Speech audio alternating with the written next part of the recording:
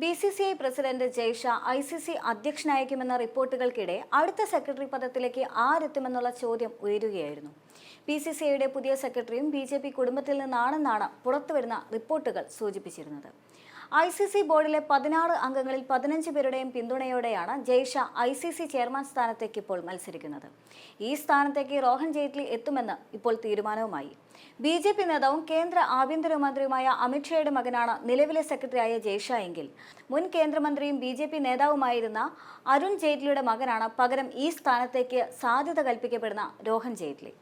ജയ്ഷാ സ്ഥാനമൊഴിയുന്ന പക്ഷം രോഹൻ ജെയ്റ്റ്ലിയെ ഈ സ്ഥാനത്തേക്ക് കൊണ്ടുവരാൻ നേതൃതലത്തിൽ ധാരണയായിട്ടുണ്ട്.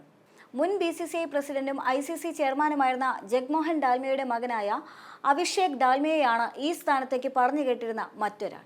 മുൻപ് ബംഗാൾ ക്രിക്കറ്റ് അസോസിയേഷൻ പ്രസിഡന്റായിരുന്നു അഭിഷേക്. എന്നാൽ നിലവിൽ രോഹൻ ജെയ്റ്റ്ലിയുടെ പേരിനാണ് മുൻഗണന എന്നാണ് ലഭ്യമാകുന്ന വിവരം. ജയ്ഷാ സ്ഥാനമൊഴിഞ്ഞാലും BCCI പ്രസിഡന്റ് റോജൻ ബിന്നി ഉൾപ്പെടെയുള്ളവർ തൽസ്ഥാനത്ത് തുടരുമെന്നും റിപ്പോർട്ടുകളുണ്ട്. ഇപ്പോഴത്തെ ഭാരവാഹികൾക്കെല്ലാം 1 വർഷം കൂടി കാലാവധിയുള്ള സാഹചര്യത്തിലാണ് ഇത്. ജഗ്മോഹൻ ഡാൽമിയ, ശരത് പവാർ, N ശ്രീനിവാസൻ, ശശാങ്ക് മനോഹർ എന്നിവർക്ക് ശേഷം ICC ചെയർമാൻ സ്ഥാനത്തെത്തുന്ന ഇന്ത്യക്കാരനാകാൻ ഒരുങ്ങുകയാണ് ജയ്ഷാ. ഈ പദവിയിലെത്തുന്ന പ്രായം കുറഞ്ഞ ആളെന്ന റെക്കോർഡും 35-കാരനായ ജയ്ഷായുടെ പേരിലാകും.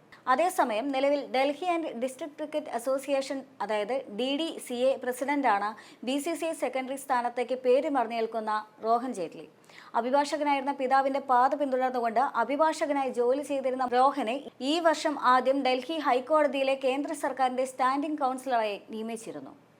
4 വർഷം മുൻപാണ് റോഹൻ ക്രിക്കറ്റ് ഭരണസമിതിയിലേക്ക് ശ്രദ്ധ കേന്ദ്രീകരിക്കുന്നത്. തുടർന്ന് DDCA പ്രസിഡന്റായി നിയമിതനായി. 14 വർഷത്തോളം അരുൺ ജെയ്റ്റ്ലി കൈയാളിയിരുന്ന സ്ഥാനമാണിത്. തുടർന്ന് ഈ വർഷം ആദ്യം ഇതേ സ്ഥാനത്തേക്ക് എതിരില്ലാതെ വീണ്ടും തെരഞ്ഞെടുക്കപ്പെട്ടു. ഇദ്ദേഹം പ്രസിഡന്റായിരിക്കെയാണ് പിതാവിന്റെ നാമത്തിലുള്ള ഡൽഹി അരുൺ ജെയ്റ്റ്ലി സ്റ്റേഡിയത്തിൽ ഏകദിന ലോകകപ്പിന്റെ ഭാഗമായി 5 മത്സരങ്ങൾ വിജയകരമായി സംഘടിപ്പിച്ചത്. ഈ വർഷം ഡൽഹി പ്രീമിയർ ലീഗ് ശക്തമായി സംഘടിപ്പിച്ചതും രോഹൻ ജെയ്റ്റ്ലിയുടെ നേതൃത്വത്തിൽ തന്നെയാണ്.